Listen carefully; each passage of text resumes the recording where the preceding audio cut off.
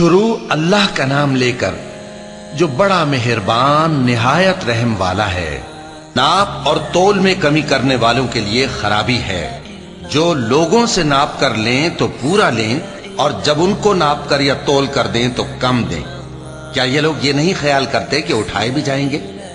یعنی ایک بڑے سخت دن میں، جس دن تمام لوگ رب العالمین کے سامنے کھڑے ہوں گے۔ سن رکھو کہ بدکاروں کے اعمال نامے سجین میں ہوں گے، اور تم کیا جانتے ہو کہ سجین کیا چیز ہے؟ ایک دفتر ہے لکھا ہوا، اس دن جھٹلانے والوں کے لیے خرابی ہے، یعنی جو انصاف کے دن کو جھٹلاتی ہیں، اور اس کو جھٹلاتا وہی ہے جو حد سے نکل جانے والا گناہگار ہے۔ جب اس کو ہماری آیتیں سنائی جاتی ہیں تو کہتا ہے یہ تو پہلے لوگوں کے افسانے ہیں۔ ہرگز نہیں، بات یہ ہے کہ یہ جو اعمال بد کرتے ہیں ان کا ان کے دلوں پر زنگ بیٹھ گیا ہے۔ بے شک یہ لوگ اس روز اپنے پروردگار کے دیدار سے اوٹ میں ہوں گے، پھر یہ لوگ یقیناً دوزخ میں جا داخل ہوں گے۔ پھر ان سے کہا جائے گا کہ یہ وہی چیز ہے جس کو تم جھٹلاتے تھے۔ یہ بھی سن رکھو کہ نیکوکاروں کے اعمال نامے علیین میں ہوں گے۔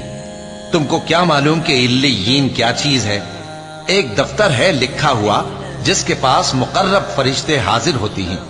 بے شک نیک لوگ نعمتوں میں ہوں گے، تختوں پر بیٹھے ہوئے نظارے کریں گے، تم ان کے چہروں ہی سے نعمت کی تازگی معلوم کر لو گے۔ ان کو شراب خالص سر بمہر پلائی جائے گی جس کی مہر مشک کی ہوگی۔ تو نعمتوں کے لیے ریس کرنے والوں کو چاہیے کہ اسی کی ریس کریں، اور اس میں آب تسنیم کی آمیزش ہوگی۔ وہ ایک چشمہ ہے جس میں سے اللہ کے مقرب پیئیں گے۔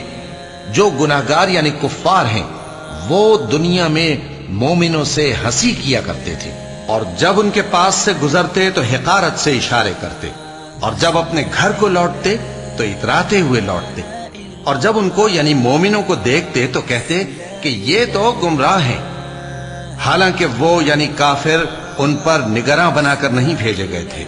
تو آج مومن کافروں سے ہنسی کریں گے کہ مسندوں پر بیٹھے ہوئے ان کا حال دیکھ رہے ہوں گے۔ آج کافروں کو ان کے کاموں کا پورا پورا بدلہ مل گیا نا۔